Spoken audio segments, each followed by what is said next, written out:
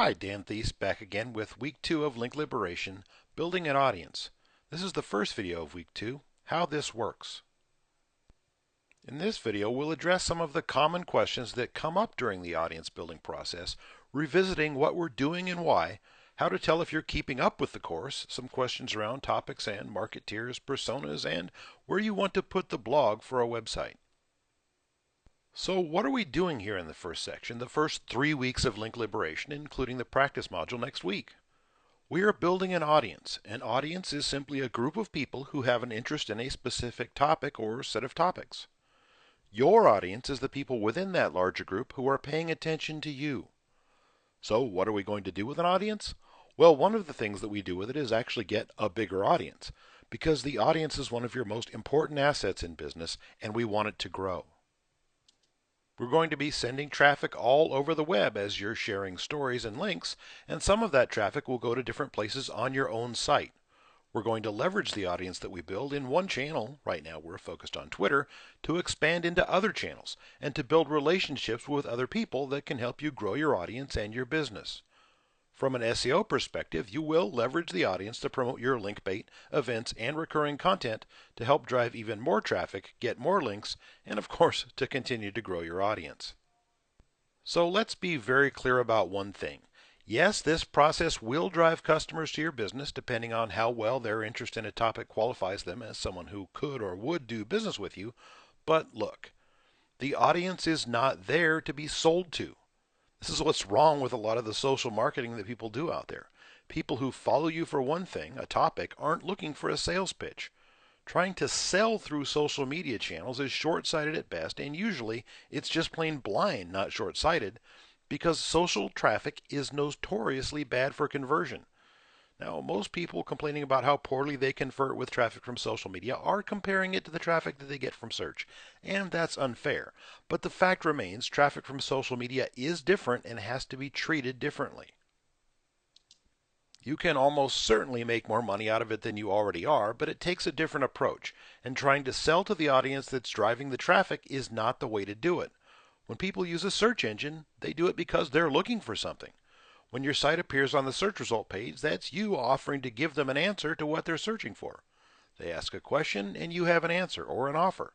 Social media, pretty much any online media except for search, isn't made up of people who are looking for something. They're people who are looking at something, and trying to sell them is an interruption. So when we're driving traffic to your site from Twitter, it's usually going into a blog, and you need to treat your own business like it's just another company that wants to advertise on your blog. Now, in first-tier markets, your business might end up being the only advertiser, and even in second-tier markets, you're usually going to have your business be the number one advertiser or even the only advertiser, or at least it's going to probably be the one whose ads make you the most money. So our goals for the first 3 weeks, just to make sure that you know what you're supposed to accomplish, are laid out here. We started last week with choosing a topic, finding stories, and finding sources that will give us more stories in the future. This week we're focused on getting a persona set up to start sharing stories and begin to build an audience. If you learn how to do these things, then you win. You're in great shape. If you are unsure about the topic or the persona, we'll have lots of case studies and examples and stuff next week during our first practice module, and you can watch over my shoulder as I build a brand new business using Link Liberation to grow my audience. There are very few markets where there is one single obvious and, quote, perfect topic. You just need something where it makes sense for your business to be involved in the topic in some way, and you can make some adjustments later. At this point, a few folks are probably still trying to figure out what topic or topics they should be using, so here are a few key points to help you figure it out. First off, as we talked about in week 1, think about your market, your customers, who you're selling to. Think about your business. You know more about both of those things than I do. If not, well, you probably should anyway. Remember, you are not selling to people here, just joining a conversation about a topic and sharing stories. It would be much better if it made sense in some way that a person would be writing posts about that topic somewhere on your company's website. If you sell baby shoes, it makes perfect sense for someone to write about news for parents on that site, right? If you get that far with a topic, you have something that you can use, and if you spend the rest of your life worrying about the perfect topic that will let you sell to people directly on Twitter, that's not a happy way to spend your life. Understand what's going on here. It's just a numbers game. If 0.1% of the people who come in from social channels eventually become buyers, you should be happy with that, because it's very likely that the audience you build will, over time, bring in 1,000 times as many people as you'd bring in by talking about the price and specs and coupons or whatever for whatever it is you sell. And if you bring in 1,000 times as many visitors at 0.1% conversion, that's exactly the same amount of sales as if 100% of your current buyers were buying from you. Only it's better, because more people coming in means a lot besides sales. What we're doing here generates repeat visitors, it creates links, and it drives in referral traffic from people who link to you, share your stories, and push social sharing buttons on your site. It builds your brand and positions your company positively in the market. And, well, isn't that enough already? But it does need even more for you. And as we go through the course, you'll see how we fish more customers out of the stream of visitors that you're driving in. For now, let's focus on building an audience. Some folks at this point are probably still trying to figure out exactly who is the persona. Once you get what we're doing here, just building an audience and why we're doing it, it's a lot easier to decide on what you need to do. Remember, the persona isn't a person, even if there is a real person with a real name driving the thing. I mean, you can find my face on Twitter as @DanTheiss, but that persona on Twitter is not me. It reflects a part of me, but it's really about building an audience, sharing stories on a set of topics, and building relationships with people. Using a person's real name or a pen name is not a big decision. If you're freaked out about the idea of a pen name, then don't use one. In fact, don't use a name at all right now, because you aren't actually required to use a person's name on Twitter.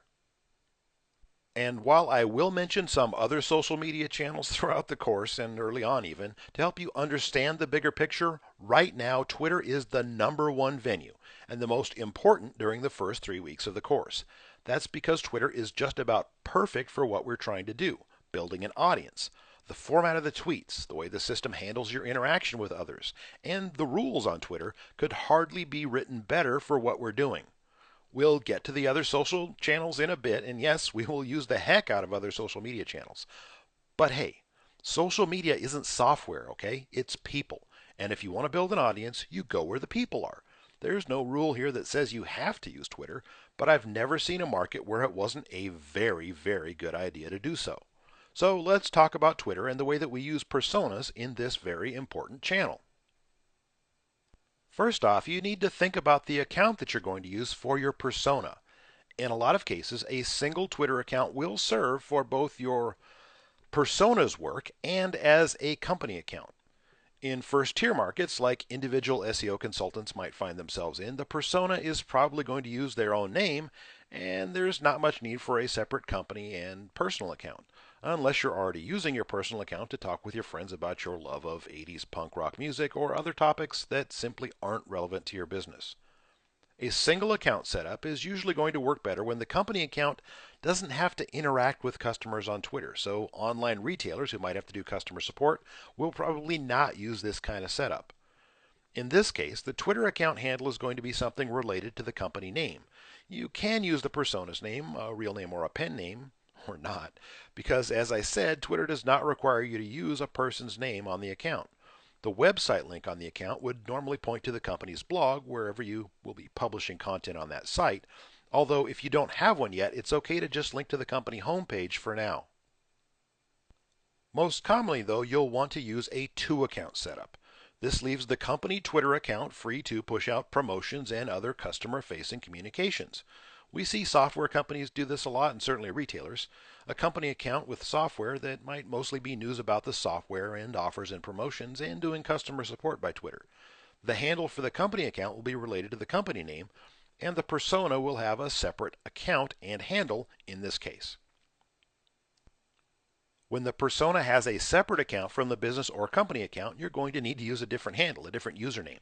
It's better in almost every case if the handle is related to the topic rather than the persona's name. So if you're selling baby shoes and you have a persona who shares stories about parenting, a handle like @StuffForParents would be better than the persona's name as the username on Twitter. And the persona's name, the handle, is limited to 15 characters. And that does not include the @ sign.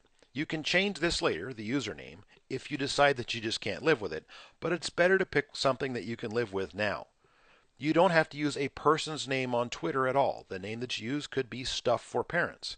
If you're going to use a person's name, you can change that later too, but just think about it. If you're using a real person's name, what happens if they leave your company, get hit by a bus, or get stranded on a desert island? Will you simply have someone else step in and change the name on the account, or will you wish that you'd been using a pen name all along? We undoubtedly still have a few folks with questions remaining about first-party and third-party personas. A first-party persona simply means that they are openly associated with the business that they are promoting. A third-party persona is not openly associated, and if they promote the business at all, they could easily be viewed as violating rules, regulations, and laws related to advertising and fraud in many countries. So what we teach here involves the use of first-party personas because your persona will most definitely be promoting the business here. How you position the persona's relationship to the business is a decision you need to make at some point, but again, not necessarily today, because today you might not even be using a name.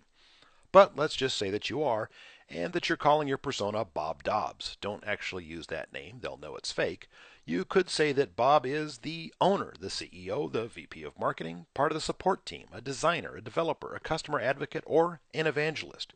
Evangelist is a good one that's easy to use, but really just pick one. Maybe Bob has been hired by the company to be their evangelist for parents, as in Bob Dobbs, parenting evangelist for StupidBabyShoes.com. I'm not sure if the shoes are stupid or the babies are stupid there, or if I'm just getting tired of talking about baby shoes. If the person who will be writing and speaking for you is just a hired gun, an outsourcer, and very likely to leave, then you probably want to use a pen name, or maybe the person doing the writing is just afraid that some internet wacko will show up at their house one day, so they'd also prefer to use a pen name.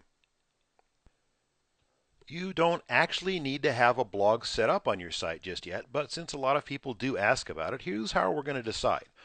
The easiest thing to deal with from an SEO perspective is to simply have the blog right on the main site, so something like example.com/blog. Of course, it doesn't have to say /blog. It could be /news or /parents or anything that's reasonably short and makes sense given the topics that you're covering. If you can't put the blog on the main site, and sometimes this can be a security or technical issue, in either case it should be something you can actually resolve, the next best option from an SEO perspective is to use a subdomain, like news.example.com. Even that sometimes isn't possible, or at least people will tell you it is, and in that case you can use a separate domain name like examplecompanyblog.com or examplecompanynews.com or parentstuff.com. But if there are technical issues that are keeping you from doing the best thing, which is locating the blog on the main site, you might want to think about solving those technical problems rather than just living with it. Letting technology stand in the way of progress is not a good idea for your business in the long run. Okay, so next up, we'll dive into Twitter and quickly review the other social channels that you might want to use later on for audience building in video number 2, Twitter and social media.